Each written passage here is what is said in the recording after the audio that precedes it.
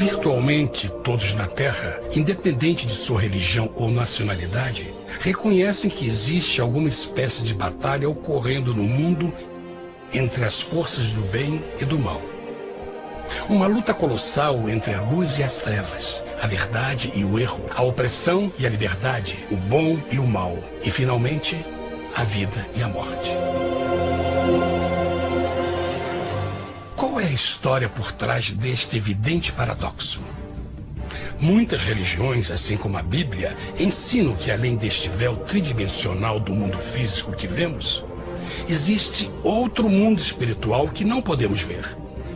Nesta realidade invisível ao nosso redor, se desencadeia uma batalha titânica entre o herói supremo e justo contra o vilão mais cruel e maligno.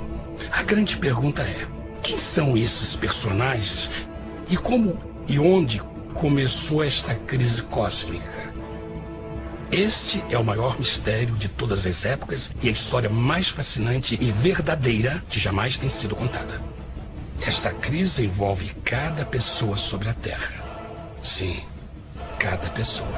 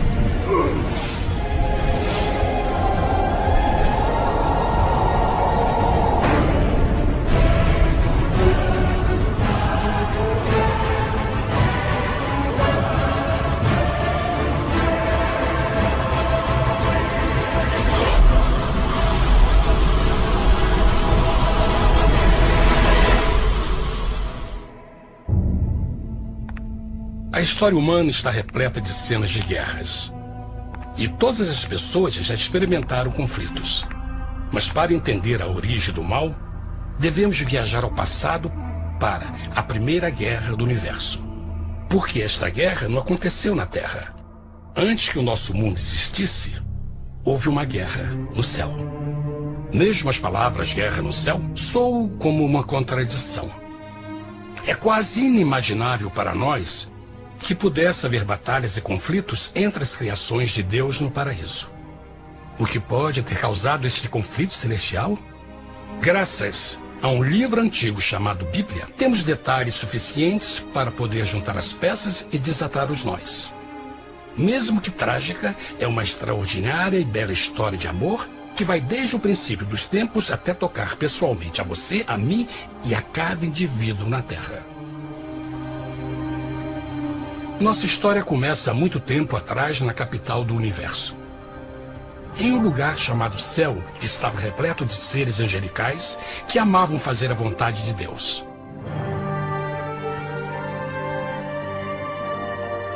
Sob o justo e amoroso governo do Criador, todo o céu desfrutava uma existência de felicidade e perfeita paz. O príncipe supremo do paraíso e comandante dos anjos era o poderoso e amoroso Filho de Deus, mais conhecido com o nome que adotou quando veio à Terra, Jesus. Ele tinha o mesmo propósito e pensamento com Deus, o Pai. O céu, sob o comando compassivo do Pai, Filho e Espírito Santo, provou ser um maravilhoso lugar de paz e alegria.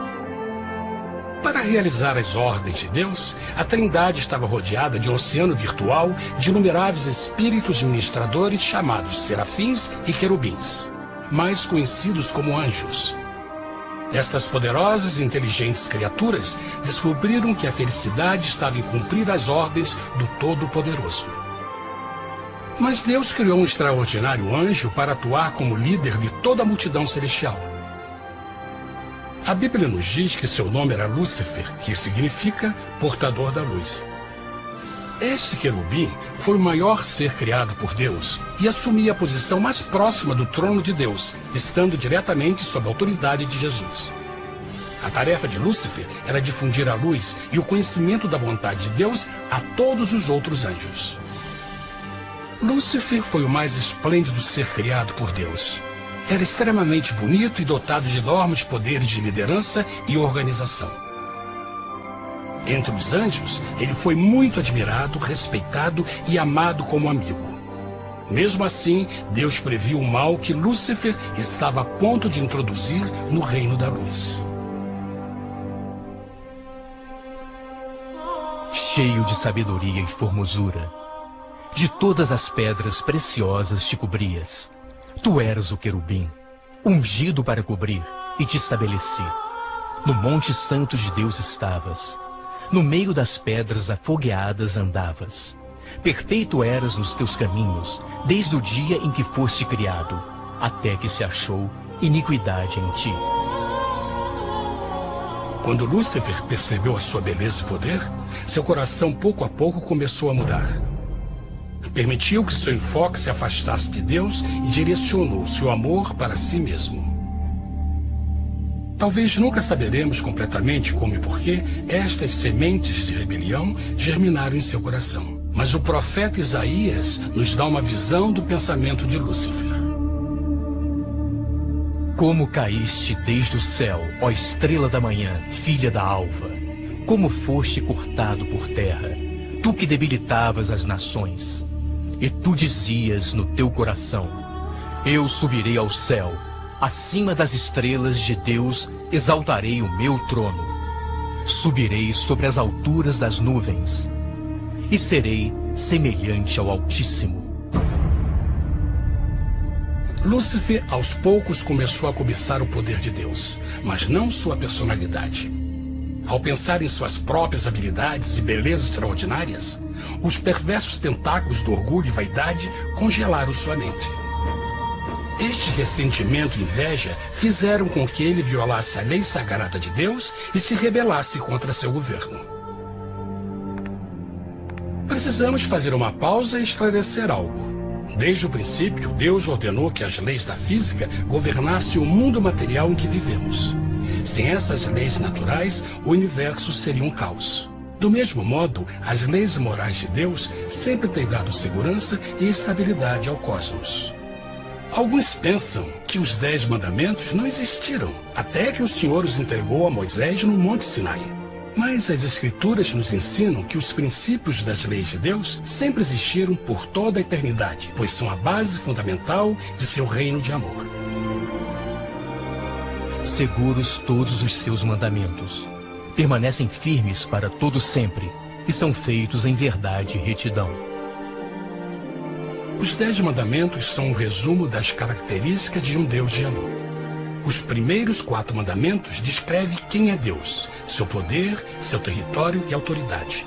Os últimos 6 descrevem como é Deus, sua honestidade, sua pureza, sua fé.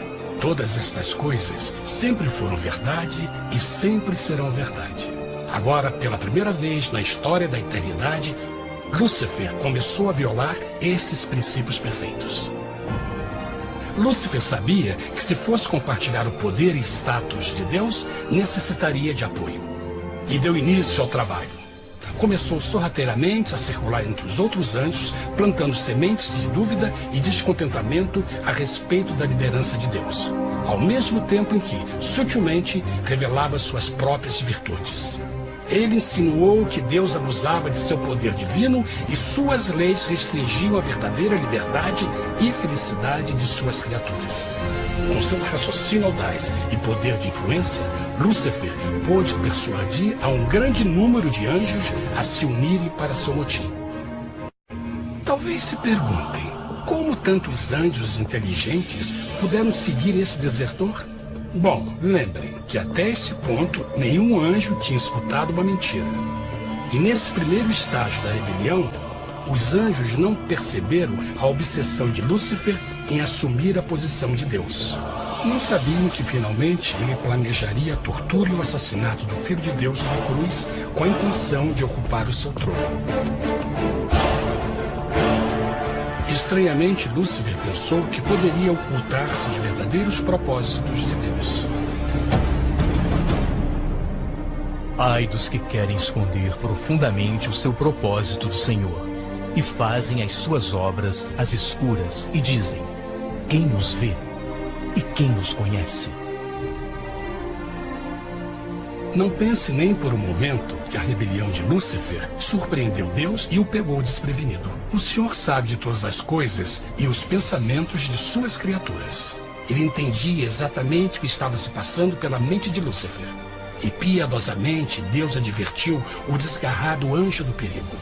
Mas no final, o orgulho e a vaidade não permitiram que Lúcifer se arrependesse.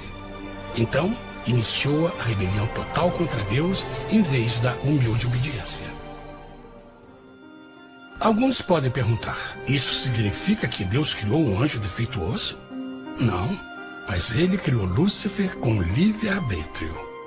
Verão que o livre-arbítrio é uma coisa maravilhosa, mas também muito perigosa, incluindo o risco de uma rebelião e a possibilidade de que o amor de Deus seja rejeitado.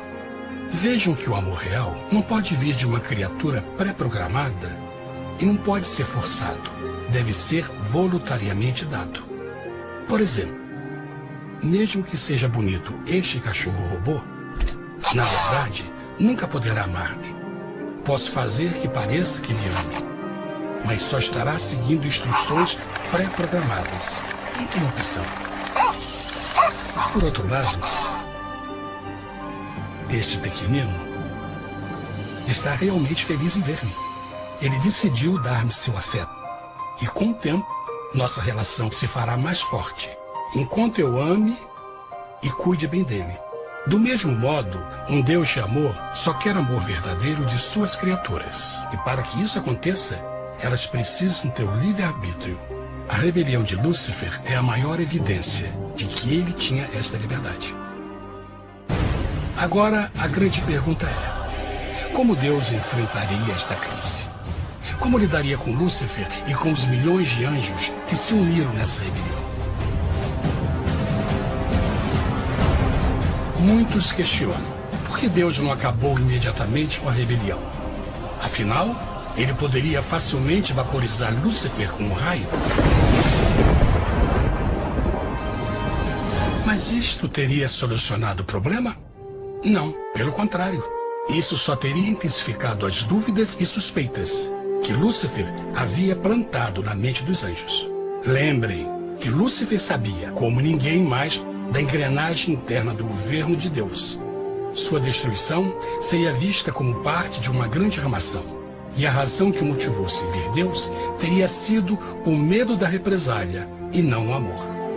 O Senhor sabia, na sua sabedoria, que a melhor forma de enfrentar a crise era permitindo que tudo seguisse o seu curso. Esta seria a única forma de se assegurar que o mal não se ergueria outra vez. Deixai crescer ambos juntos até a ceifa. E por ocasião da ceifa, direi aos ceifeiros: colhei primeiro o joio e atai-o em molhos para o queimar, mas o trigo ajuntai-o no meu celeiro. Na parábola do joio e do trigo, Jesus descreve que um tempo de crescimento é necessário para que uma planta revele sua verdadeira natureza. No seu entendimento infinito, Deus sabia que com o tempo, o caráter real de Lúcifer seria exposto e que os amargos frutos de sua rebelião seriam vistos. Até agora, os cidadãos do universo não estavam familiarizados com o pecado e até onde os levaria. Mas isso mudaria quando eles vissem por si mesmos sua terrível natureza autodestrutiva. Afinal, a sabedoria e o amor do governo de Deus seria para sempre confirmado e o universo estaria seguro. Quando Lúcifer e seus seguidores revelaram abertamente sua rebelião, o Senhor soube que não haveria paz se permitisse que eles ficassem no céu. Deveria impor um limite, entrar em ação e enfrentar os rebeldes. Mas Lúcifer e seus seguidores nunca sairiam por vontade própria ou pacificamente. O passo seguinte foi a guerra. E houve batalha no céu. Miguel e os seus anjos batalhavam contra o dragão. E batalhavam o dragão e os seus anjos. Mas não prevaleceram, nem mais o seu lugar se achou nos céus. E foi precipitado o grande dragão, a antiga serpente, chamada o Diabo e Satanás, que engana todo mundo. Ele foi precipitado na terra, e os seus anjos foram lançados com ele. A Bíblia não revela exatamente que tipo de armas foram usadas durante este conflito cósmico. Mas esta guerra foi como nenhuma guerra que os olhos mortais já viram. Apocalipse 12:4 nos diz que finalmente Lúcifer e 1/3 dos anjos de Deus foram expulsos do paraíso.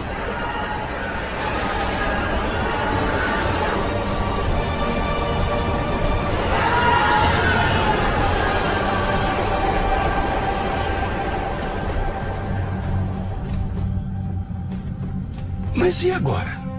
Lúcifer tinha milhões de anjos ao seu lado, mas precisava de um pedaço de chão para continuar sua rebelião. Rápido, muito rápido, o universo começou a entender o quão doloroso e caro o pecado poderia chegar a ser. Mas a guerra não tinha terminado, apenas começava. Lúcifer, o portador da luz, agora virou Satanás, o adversário.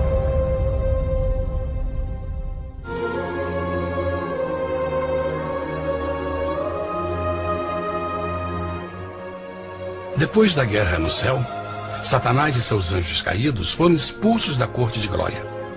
Por um tempo, o diabo e seus demônios vagaram pelo universo buscando inutilmente mundos que se compadeceram e se uniram à sua rebelião. Enquanto isto, o coração de Deus sentia intensamente o vazio que deixou a perda de Lúcifer e seus anjos.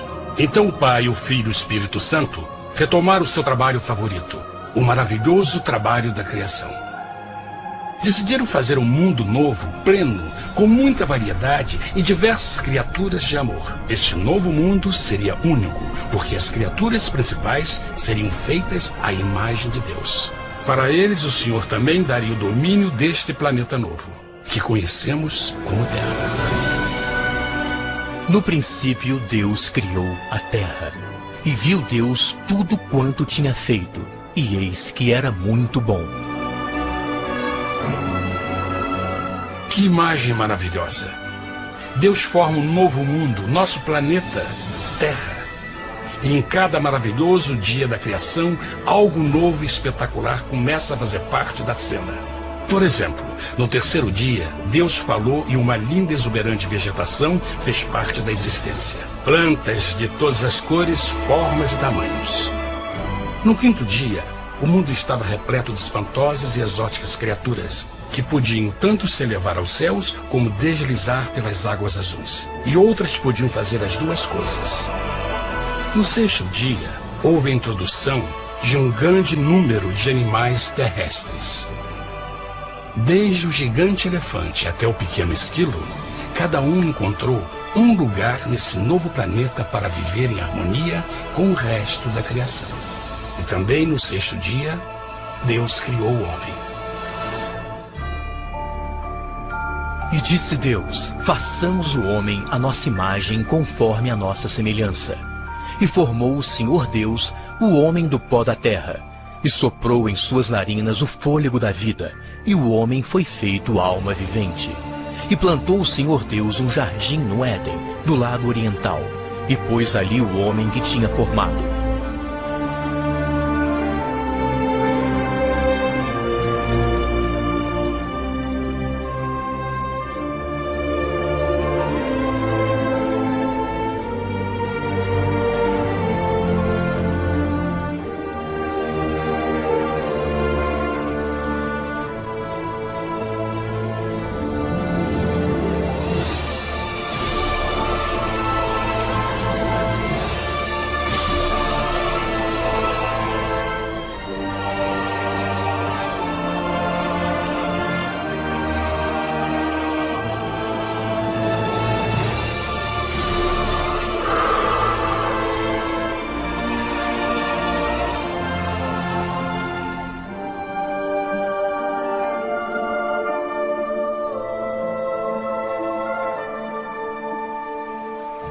Mas que grande honra ser criado à semelhança de Deus, ser um indivíduo com liberdade de pensamento.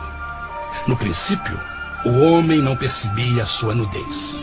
Provavelmente porque antes do pecado ele estava vestido de glória e luz.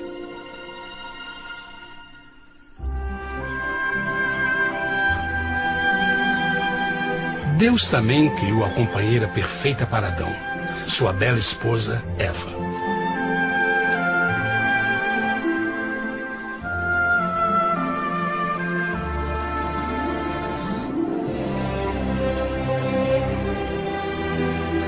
O feliz casal foi colocado em um magnífico jardim perfeitamente projetado para aumentar sua felicidade. Para Adão e Eva e as outras criaturas da terra, também foi dado o privilégio divino de procriar a sua própria imagem. A intenção de Deus foi que a raça humana tivesse domínio sobre este paraíso perfeito para sempre. Eternamente felizes e saudáveis, trabalhariam com a flora do jardim de Deus, enquanto desfrutariam o afeto e companhia de todas as criaturas sob seus cuidados. O ambiente que nossos primeiros antepassados experimentaram foi muito diferente do mundo de hoje. As rosas não tinham espinhos, os insetos não mordiam nem picavam, e os leões e as ovelhas brincavam juntos. Mas a grande bênção era os humanos viverem em perfeita harmonia com seu Criador. A cada 7 dias, Adão e Eva descansavam de seu prazeroso trabalho e gozavam de uma comunhão com a visita de seu Criador. Era um mundo esplêndido e maravilhoso. E esse estado de felicidade teria continuado eternamente se nossos primeiros parentes tivessem mostrado fidelidade com uma simples prova. Mas da árvore do conhecimento do bem e do mal, dela não comerás, porque no dia em que dela comeres, certamente morrerás. Visto que o adversário havia contaminado o universo com sua rebelião, o Senhor viu a necessidade de uma simples prova de amor e lealdade. Lembrem que os anjos bons acabaram de ver 1/3 de seus amigos serem expulsos do céu durante a guerra. Como estariam seguros de que esses novos humanos não se uniriam a Lúcifer e causariam problemas? Então o Senhor plantou uma árvore no jardim, uma árvore cujo fruto não deveria ser comido sob pena de morte. Ao passar por esta simples prova de obediência, Adão e Eva mostrariam a lealdade para com Deus e a fé em sua palavra. Ainda mais, era uma prova de amor. Por isso, Jesus disse em João 14, se me amais, guardais meus mandamentos. Mas alguém mais soube desta prova de fé e estava determinado a usá-la em seu favor. Satanás estava com inveja dos humanos que desfrutavam da bendita vida que ele perdeu. Sua feliz existência estava em total contraste com a sua, que agora estava cheia de culpa, pecado e miséria. Com ressentimento e raiva, não estava disposto a deixar o casal em paz, pois o pecado sempre buscará arrastar a outros consigo.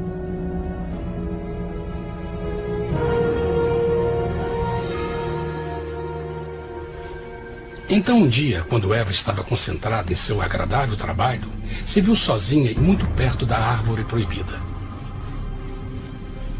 Foi quando Satanás viu sua oportunidade. Através de uma serpente hipnotizante, o anjo caído chamou Eva até a árvore e a envolveu em uma conversação.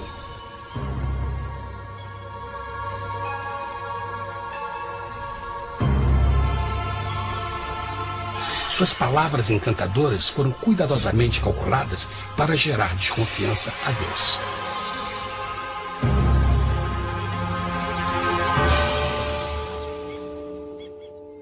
A serpente replicou à mulher, de modo algum morrereis. Deus sabe que no dia em que dele comerdes, vossos olhos se abrirão, e sereis como Deus, conhecedores do bem e do mal. A mulher notou que a árvore era boa para comer, pois era atraente aos olhos e desejável para alcançar sabedoria. Colheu o seu fruto e comeu. Deu também ao seu marido, que comeu assim como ela. Tragicamente, quando Eva escutou a suave e sedutora voz do tentador, começou a ter certas dúvidas da palavra de Deus. A serpente enganou-o com a promessa de grande poder e sabedoria. Isso chamou sua atenção. Além disso, aparentemente um fruto deu à serpente a habilidade de falar. Que outros poderes poderia dar a ela? E mesmo tendo acabado de conhecer a serpente, ela confiou em sua palavra acima da de Deus, quem a criou, e lhe deu um paraíso para viver. Então Eva comeu o fruto proibido e convenceu seu esposo a fazer o mesmo. Adão poderia ter escolhido ser fiel a Deus, mas colocou seu amor pela esposa acima do seu amor por Deus. Quando os nossos primeiros parentes mostraram lealdade ao inimigo, o domínio da terra foi tomado por Satanás. Não sabeis que, vos oferecendo a alguém para lhe obedecer, vos tornais escravos daquele a quem obedeceis? Ninguém pode servir a dois senhores.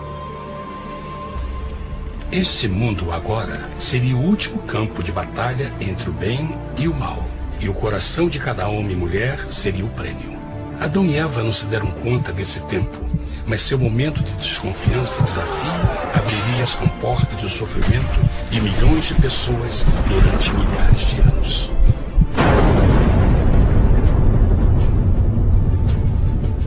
Portanto, como o pecado entrou no mundo por um homem, e por ele a morte, e assim a morte transmitiu-se a todos os homens naquele em quem todos pecaram. Nossos primeiros parentes logo enfrentaram o terrível resultado de seu pecado. Em estado santo, Adão e Eva resplandeciam com túnicas de glória. Depois de pecarem, suas túnicas naturais de luz se desfizeram e eles ficaram mortificados com a sensação de sua nudez. Vergonha e temor tomaram lugar de sua alegria e paz e trataram de cobrir sua nudez com folhas. Agora eles se encontravam sob constante influência do diabo. Ao ceder à tentação, debilitaram sua natureza, e Satanás ganhou poder sobre a humanidade. As pessoas não podiam resistir às tentações do diabo com sua própria força. Por último, e o mais aterrador, se encontravam vivendo sob a pena de morte iminente. Deus havia advertido que a desobediência traria a morte. Já tinha experimentado a morte espiritual. Quanto tempo passaria para sofrerem a morte física também? Nesse ponto, seu futuro não tinha nada mais que escuridão e desespero. Tendo expulsado o homem, colocou diante do jardim do Éden os querubins com o cintilar da espada flamejante, para guardar o caminho da árvore da vida. Como o pecado provocou a expulsão dos anjos caídos de seu lar celestial, agora pela desobediência, Adão e Eva foram tirados de seu jardim, seu lar no paraíso. Tudo à sua volta estava mudando rapidamente, e a humanidade se encontrou suscetível às dores, doenças e finalmente à morte. Até os animais e plantas estavam infectados pela terrível maldição. Os espinhos e cardos agora apareciam em árvores e flores, e os animais que antes eram gentis começaram a se matar e a devorar uns aos outros. O pior resultado foi que o pecado separou a humanidade de Deus. Mas vossas iniquidades cavaram um abismo entre vós e vosso Deus. São vossos pecados que ocultaram de vós sua face, para não vos escutar. Na criação, foram dados a Adão e Eva a honra de falar com os anjos, e até com o Filho de Deus cara a cara. Mas Deus é tão puro e santo que nenhum mal pode existir na sua presença. Agora que os primeiros humanos tinham pecado, Deus afastou sua santa presença deles para a sua própria proteção. O pecado tinha queimado uma parte da alma do homem que já não podia ver a dimensão espiritual. Deste momento em diante, a comunicação com o céu seria limitada. Mesmo com todas estas maldições caindo sobre Adão e Eva, o coração do Senhor se encheu de compaixão. A lei que haviam violado não poderia ser alterada para salvá-los, pois é tão sagrada e imutável como Deus mesmo. O Senhor sabia que havia só uma maneira na qual o homem podia se redimir. Então um plano foi revelado, nascido do fundo do coração de Deus. Um plano para salvar o homem de seu encontro com a morte eterna e restaurar tudo que estava perdido com o pecado. Seria de grande intensidade, alcance e poder, mas seria um plano que também implicaria num enorme sacrifício. O amor de Deus para conosco se manifestou por ter enviado ao mundo seu Filho unigênito, a fim de vivermos por ele. Nisso consiste o amor, não em termos nos amado a Deus, mas em ele nos ter amado e enviado seu Filho para se sacrificar por nossos pecados. As Escrituras claramente ensinam em Romanos 6:23, o custo do pecado é a morte. A lei violada demandava a vida do pecador e só tinha um em todo o universo qualificado como substituto da humanidade. O Criador só podia pagar a dívida de suas criaturas tomando seu lugar. Então Jesus Cristo, o Filho de Deus, concordou em deixar a pureza, glória e segurança do céu. Ele viria para morrer em nome do homem em seu malvado e renegado planeta. Ele nasceria como um inocente e indefeso bebê, suportaria uma vida de dor e vergonha e mesmo assim viveria uma perfeita e vitoriosa vida. Finalmente, ele teria uma morte humilhante para poder ser o substituto da humanidade caída. Por seu sacrifício, a humanidade incrivelmente receberia uma nova oportunidade de ter a vida eterna. Seu sangue seria o resgate para um mundo habitado por Satanás. Este maravilhoso plano de redenção foi graficamente ilustrado no sistema de sacrifício de animais ordenado por Deus depois da queda do homem. O Senhor tinha avisado Adão e Eva que iriam morrer no dia em que comessem do fruto proibido. E como que permaneceram vivos? A Bíblia nos diz que imediatamente depois do pecado, Deus providenciou roupas na forma de peles de animais. É bom notar que o Apocalipse se refere a Jesus Cristo como a ovelha que foi morta desde o princípio do mundo. Isso indica que uma ovelha foi sacrificada no mesmo dia para prevenir suas mortes imediatas. Pela fé, neste sacrifício, suas mortes foram simbolicamente transferidas deles para a criatura inocente. A ovelha certamente era a representação de Jesus. Assim, um raio de esperança foi dado em uma situação de escuridão e desespero. Através do arrependimento e a fé no sangue do Messias, qualquer humano poderia uma vez mais ser filho de Deus. Mas mesmo com este grande plano para a humanidade, Satanás ainda tinha o domínio da terra. E a vida na terra não estava fácil. No mundo haveis de ter aflição, mas coragem, pois eu venci o mundo. Naturalmente, muitos se perguntam, como um Deus amoroso e poderoso permite dores e sofrimentos no nosso mundo atual? Mas está claro desde o Gênesis que Deus nunca quis que nós tivéssemos o conhecimento da dor dessa vida. Quando o mundo saiu das mãos de Deus, a terra era um maravilhoso paraíso. Foi o pecado de Adão e Eva que deu a Satanás o direito de assumir o controle deste planeta. Devido à sua trágica eleição, o diabo e seus súditos ganharam o poder de tentar e atormentar os humanos, introduzindo a doença, a dor e o sofrimento. Talvez fosse melhor perguntar: por que Satanás não tem o controle total da humanidade? A resposta é Jesus Cristo. Talvez já perceberam que a morte de Jesus na cruz deu a cada um de nós a oportunidade de sermos salvos. Mas na verdade fez muito mais do que isso. Quando o Salvador ofereceu sua vida para redimir a terra, esse ato poria restrições ao controle de Satanás sobre a humanidade. Satanás não poderia forçar nossa vontade e seu poder de nos ferir seria limitado. O sacrifício de Cristo também nos trouxe um tempo de prova, durante o qual poderíamos ver a diferença entre o governo de Deus e o de Satanás, e então decidir a quem servir. Finalmente, pelo sacrifício que fez Jesus, o reino de Satanás chegará ao seu final, e um dia a terra será devolvida ao homem mais maravilhosa do que era no princípio. Mesmo Adão e Eva tendo começado suas vidas como exilados do paraíso, ainda tinham esperança. Deus providenciou peles de animais sacrificados para se cobrirem. Mas o mais importante, ele prometeu o sangue do Cordeiro de Deus para pagar por seu pecado, se aceitassem Cristo e se arrependessem. Uma grande pergunta permanece: as pessoas aceitaria o grande presente de Deus? Como escaparemos se agora desprezarmos a mensagem tão sublime da salvação?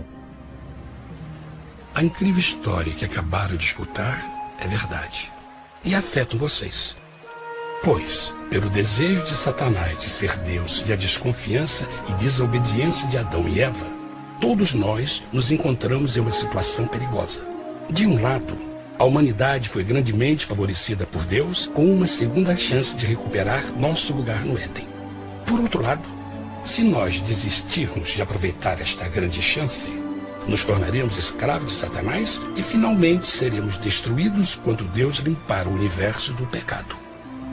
Amigos, não há melhor hora de fazer sua escolha por Jesus do que agora mesmo. Nenhum de nós sabe quanto tempo mais teremos que viver nesta terra. Jesus nos tem mostrado grande interesse no seu bem-estar e seu amor por vocês o levou a providenciar uma maneira de escaparmos de uma futura destruição. Ele quer que você o aceite e se arrependa de seus pecados. Através de Cristo, pode encontrar o perdão para tornar-se como Ele em caráter. A triste notícia é que Satanás atua de todas as formas possíveis para evitar que aceite o presente da salvação de Deus. Devido à nossa rotina da vida, o amor ao dinheiro ou alguma outra distração fascinante, ele trabalha para manter a todos ocupados e afastados do que, na realidade, mais importa, sua salvação eterna. Para que entenda a realidade da situação e que se você não escolhe a Jesus por omissão, está escolhendo a Satanás. Mesmo que a terrível escolha de Adão e Eva nos traga morte e miséria, vocês agora podem tomar uma melhor decisão.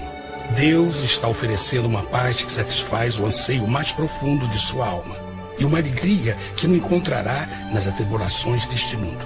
O desejo que tem o coração de Deus é que seja salvo e esteja com Ele no paraíso. Mas o único que pode mantê-lo fora do céu é você. Imagine a tragédia que seria se você recusasse este precioso presente. Você pode decidir hoje e aceitar a salvação que Deus prometeu. Na verdade, nesse momento, pode aceitar a vida eterna através de Jesus Cristo.